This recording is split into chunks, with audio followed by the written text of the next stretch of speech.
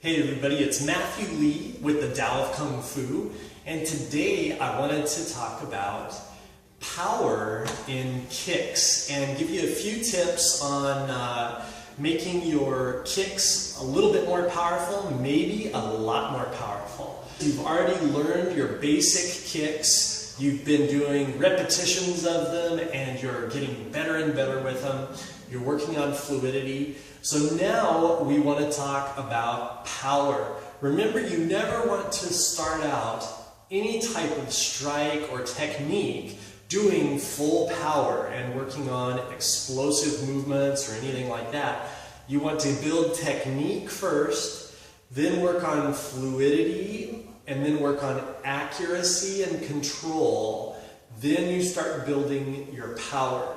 That's a really important progression, because if you start doing power before you have technique, you could injure yourself. Most likely, you're going to injure somebody else, which sucks a lot, and you'll find you probably don't have very many partners willing to work with you.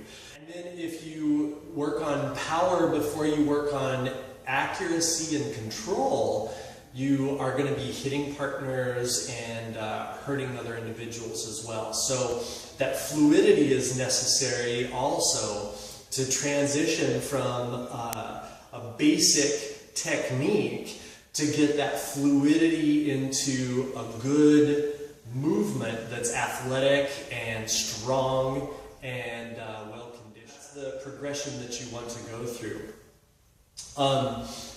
After that, to get really great power, especially when we're talking the legs and we're going for kicks, you want to make sure that, number one, you're working on flexibility.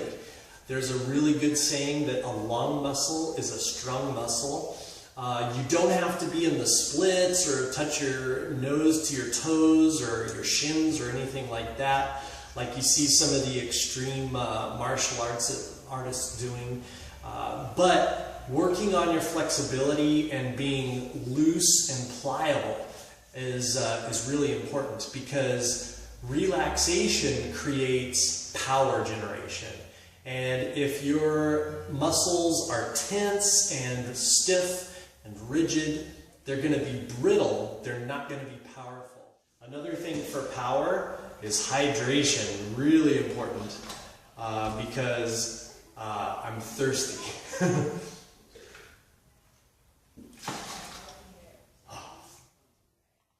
Now, if we're going to talk power in our kicks, fluidity and different things like that, one of the things that I see really frequently is somebody kicks and shoves themselves backwards. And that means that the majority of your power is going into you rather than into your target.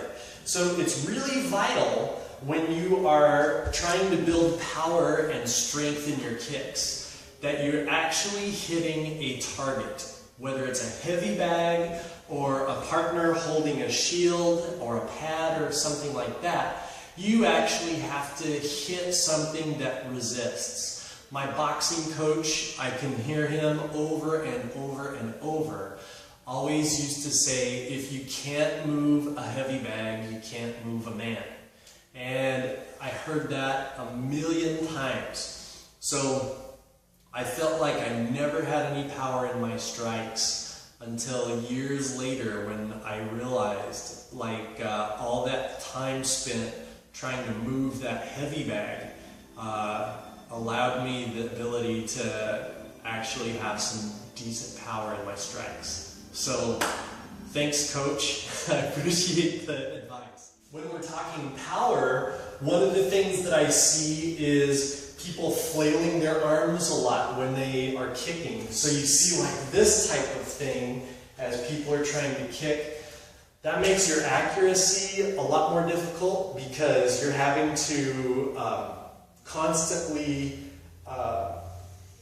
adjust for all of this extra movement that's happening, and you lose your momentum, because you've got energy traveling out this way on the hand, energy traveling out this way, so it takes away from momentum that should be going directly into the target. So I had one teacher who, when we started to flail our arms when we were tired and off balance, he'd have us just grab and hold on here and not move our arms, and we would just have to spend all of our time kicking this way and moving it like that. Another thing is looking at your vectored force. If you're too close to your target and you hit here, the power generation, because there's an equal and opposite reaction coming from your target, is going to pinch, and if you straighten, it's going to push you back this way. So you want to make sure your range is correct to where when you hit and you reach, that you're at least at a good 90-degree angle. If you're going for the knee, you're here. But that's why you also want to work on control, because if you miss, you don't want to fall into the stance, because a good athletic individual will wait for you to kick at their knee. They'll evade and then kick at you as you fall into your stance. So you want to make sure to be loose and ready for that, but be able to come back and have control and not fall into your kicks. So you hit, and then you are stepping control, right? And stepping nice and controlled. The greatest thing for force generation is relaxation, so that you can recoil and get snap in the kicks. Also, talking like surface area. You want to hit, if you're barefooted, like if you're fighting in a tournament or a sports competition, you want to hit with minimum surface area. So if you have a big area of surface, like you realize that more force happens the smaller that you make the surface area.